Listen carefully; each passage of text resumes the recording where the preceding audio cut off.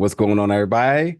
First of all, my name is Nigel Chambers. I'm from Big Gold Belt Media. Today, I have a special guest who is making his feature-length debut in a film coming to theaters June 14th by the title of Latency, which any gamers out there or IT people know, you hear that word, it can probably send us a chill up your spine, and that's exactly what this film did. But nonetheless, I am with the director and writer James Croke. James, how you doing today? Very good. Nice to meet you, man. Let's start off. First of all, congratulations on feature length debut. Listen, it's a very unprecedented time in filmmaking, and with not knowing how, when, or if some folks may see your project, the fact that you're getting a theatrical release, the good folks at Lionsgate is pushing this, which obviously is going to get a lot of eyes on this. I want to ask you from Shift, your short film that you premiered some years ago to this. What has been some of the lessons learned, and ultimately, how are you feeling getting to this point in your career thus far? I mean, it's amazing to get to this point. Anyone who gets to make any length of film is a lucky person. And Shift was made a while ago, but so it's been quite a long journey from short to feature. Um, but uh, you know, I think a lot of filmmakers go sort of through a process of lots of false starts. I've had a lot of those where something was just about to get made and then fell over, or you were cast and then something happened like a plague that swept across the earth. So so it's a you're very sort of at the mercy of a lot of different factors. And so it's been a long journey, but I know how lucky I am to be at this point where I've actually completed a film, because many a moment has been where I thought this would never happen. So Yeah, yeah, yeah. man. Talk that talk, because that is the absolute truth here. But that's part of what I want to do here with my outlet and myself is, I love films, I love entertainment.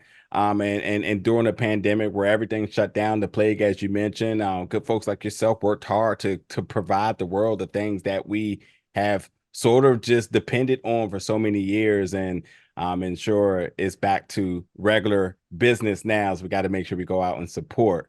But with the film, really quickly, a couple of little tidbits I want to talk about out of the film. Tetris. I want to know what Tetris and impact of Tetris have in your life, and then the iconic theme. Was that something you had to clear? Luckily for me, the Tetris theme is based on a old Russian folk tune, so it's out of copyright. Ah, And you can't use the Nintendo theme. You can't like their version of it. But our composer, generated our version of it, which does the job, and just hits those right notes to send the audience down memory lane. yeah, And for me, Tetris was one of the first games that I really got addicted to, and just could not stop playing. And I think in the film, there's a bit where the character of Hannah sort of monologues a bit about Tetris and dreaming about it, and that's very much from my own life experience. experience. Oh wow. Um, and it's even a phenomenon called Tetris syndrome, which is it's sort of stemmed from Tetris, but you can actually get Tetris syndrome from other games. But it's basically when you play something so much that you start seeing it in the world around you. So, um, and that happened to me, like when I was playing Tetris, like especially when I was a lot younger. I just played it so much that I started seeing it in the world around me, and like pieces would move, so sections of the walls and stuff would shuffle around, Yeah, and I would try to, in my mind's eye, try to move them into place because I was still sort of playing the game in my head. And I didn't experience it as a bad thing. I experienced it as a good. Um, uh, for me, that was good. But yeah, it's one of those games that so many people love and adore, and I'm one of them.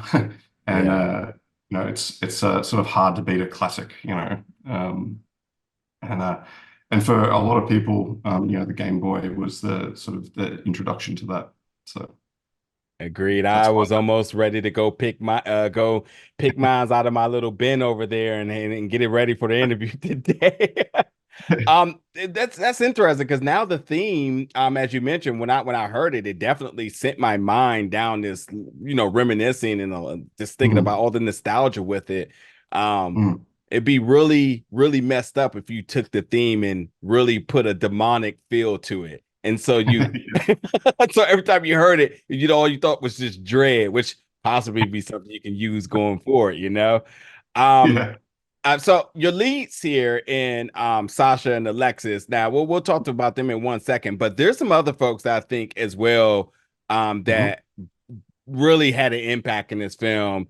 Hmm. One being your voice of Omnia, who's Chloe, and then the presence, who's played by Daria. Can you talk about collectively just having uh, your cast is what I would almost call like a Swiss Army knife. These folks that are multifaceted in so many different things, and who knew that coming together collectively, they're all phenomenal actors.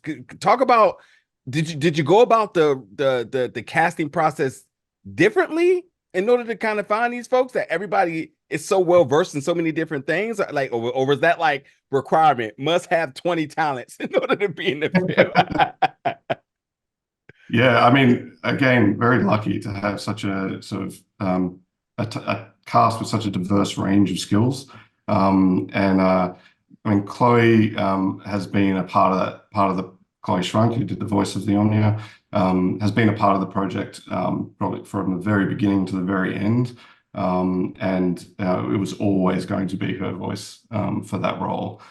So there was no question in my mind about that. And then uh, casting Sasha and Alexis, is, you know, I again so lucky to work with a pair of such talented people. But that was a sort of more, I guess you call it more traditional process. And then the rest of the on-screen and off-screen cast. So the on-screen cast were all based in Bangkok, where we shot the film, and then the voice cast are all based in Australia, where I am, and because we needed to, record them after the fact, so that we had them come into the, sound studio and do their voice acting in the booth. So and that process was phenomenal because I was working with such a great sound design team at Unison Sound, and and the cast, some of whom I knew, some just came recommended to me, and for me that was just such a pleasure to be able to sort of come back into the script, and because a lot of it's off-screen voice. You sort of get a second shot at the script, so you can tweak little things and Yeah. change and work with the sort of reaction that you got on set, and make those sort of finessing moments. And that voice cast was so good that they were able to do that and sort of give me that as a sort of second pass of the final shooting script. So and that really made such a huge difference to the whole process. So. Yeah. Yeah. So I'd worked with some before, especially the Australian cast, but and whereas Sasha and Alexis, I I was just uh, incredibly lucky to have them on my team, and Sasha, as you would know, she's a phenomenal actor, and this was a film that was shot on a very, very tight schedule, low budget, very demanding role. She's on screen for 95% or something of the screen time. So that's and her commitment to the role, and work ethic, and just raw talent is something I'm very privileged to have had as part of that. Really could not have made the film without someone like Sasha, and even just her sense of humor on set. And Yeah.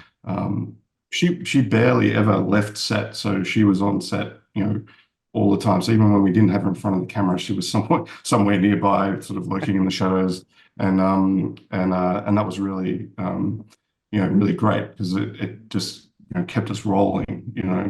We didn't ever have that sort of momentum lag. We just kept rolling and going and going, and I think that comes across in the film as well. That Yeah. and that's in a way that's what I want the audience to go through as well, which is just unrelenting. So it just keeps driving It forward. never let up. It literally never let up. Good. Good. I'm glad to hear that.